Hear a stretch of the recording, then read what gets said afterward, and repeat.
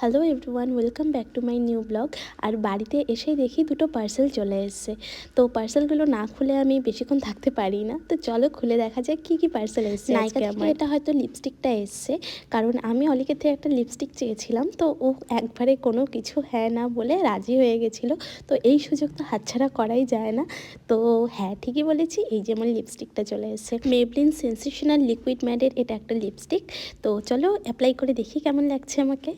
লিপস্টিকটা অ্যাপ্লাই করার পরে বুঝলাম যে লিপস্টিকটা অ্যাকচুয়ালি আমার সাথে অতটা ভালো যাচ্ছে না, কারণ একটু লাইট শেডের। তো তবে লিপ লাইনার দিয়ে হয়তো ভালোভাবে ইউজ করা যেতে পারে। তো এখন অর্ডার করেছি নাইকাতে, তো রিটার্নের অপশন নেই, কিছু করার নেই। আচ্ছা, তো নেক্সট পার্সেল যেটা এসেছে সেটা হচ্ছে একটা শাড়ি। ফেসবুকে শিপ্রাস ক্রিয়েশন পেজ থেকে আমি এই শাড়িটা অর্ডার করেছিলাম। আর আমি এই গরমে সিল্কের শাড়ি থেকে কটনের শাড়িটাই বেশি প্রেফার করি।